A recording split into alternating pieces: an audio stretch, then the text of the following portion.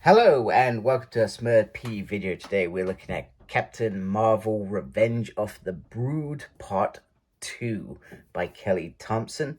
This is issue 44, Legacy 178. And I got this from Forbidden Planet, where I pretty much get all my comments because it's just easy and I don't have to really think about things.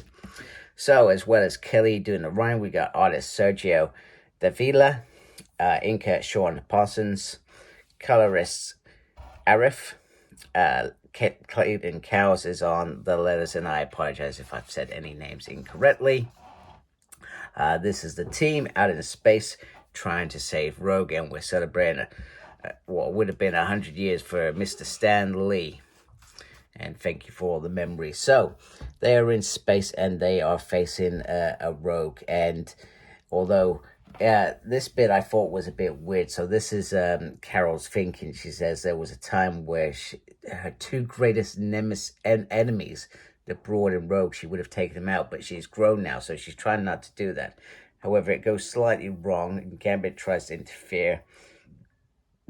And the shutter comes down, much to the annoyance of Carol. But Gambit's argument is that Rogue, all she needs is a bit of Wolverine power, and then she can heal herself and be back amongst the team, etc., and safe from the Brood, etc. So, but if that doesn't work, there's resurrection. But, you know, let's be honest, if you can avoid resurrection, you're going to try and avoid it, aren't you? Okay. Also, Lorna's argument, well, you can blow this, but you can blow the hole, and we don't breathe in space.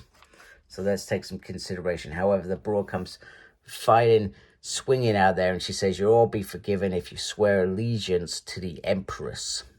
So, not King Brew, who's meant to be the leader of the Brood, the Empress. So there are queens in play here. They are perhaps setting up some sort of rebellion against the king, even though the king's egg, etc., was meant to lead to this sort of domination. And that's why the queens were so scared of it. So, the Rogue isn't interested in taking Wolverine's powers because she knows that that will heal her. But Wolverine sees that as an opportunity. You don't think you're going to escape my sort of wrath, etc. Not wrath, but, attacking, etc. I don't think Laura has that sort of wrath in her, unless it's somebody extreme like Camino. So there is a whole breach. Laura goes flying out. Polaris goes to save her and get a shield around her. The Rogue Brood still continues to take the powers, etc.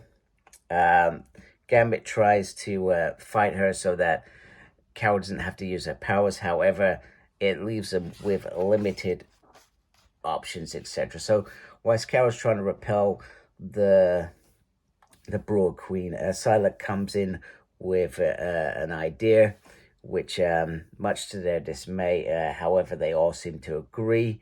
Polaris keeps Gambit stuck to the hole. Captain Marvel can hold her own, and Rogue Brood goes flying out, where she is, she's destroyed, etc. So there was no other way. They've sent out messages to Krakoa to hopefully get Rogue back. But they had no other options at all. So, they talk about the Brood King, etc. This is a dramatic shift from that, and there's a bigger picture going on that we do not know. They don't know what's going on, let's be honest.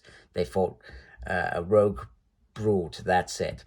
So, however, Binary is still out there, so she still needs saving. Rogue and Gambit's like, you know what, we're in. This is what we do. We save people, and it's what Rogue would have wanted. So they do a little, not a Three Musketeers thing. They do a fall down 7 times, get up 8. So then they get some pings, and it's a distress signal coming in from a place called Celia 2, and there are some coordinates that Rogue programmed that in.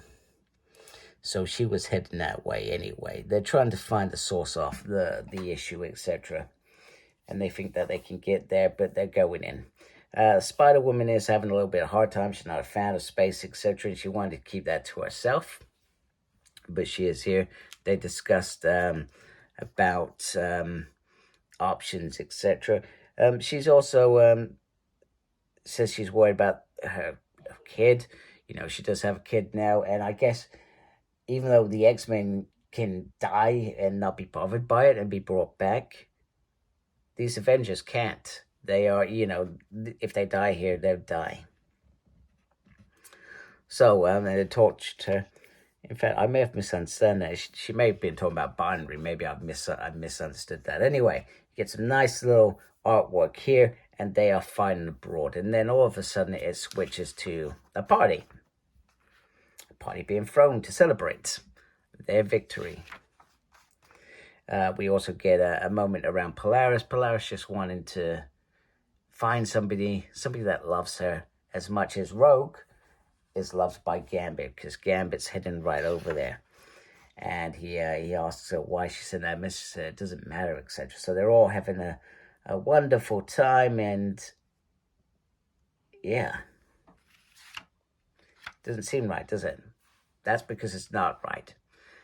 They did not defeat hundreds of Brood in one sweep and go to the Shi'ar Empire and have a good old jolly time. No, they did not. They were captured, and it's not one of those days where they celebrate. So, the team are captured. They are trapped, and it did not go their way. It is not that easy. What a wonderful issue. I really enjoyed that. Now, I guess my question is, how far ago did they get trapped? Did they get trapped by the Rogue Brood, or were they trapped after they went to this planet? That's what we need to find out, and we will find that out when I review or run through, whatever you want to call what I do, part 3 of Revenge of the Brood. Thank you for watching. Hope you like my video. If you do, please support my channel by subscribing. Thank you to those that are already subscribed. We appreciate you guys. Just remember, Captain Marvel isn't usually a comic that I would review. And once I've reviewed Revenge of the Brood, I won't be reviewing anymore, just so I'm clear. That's it. I move on back to X-Men. Make sure you look after yourself. Very important. And as always, embrace geekiness. Take care. Goodbye.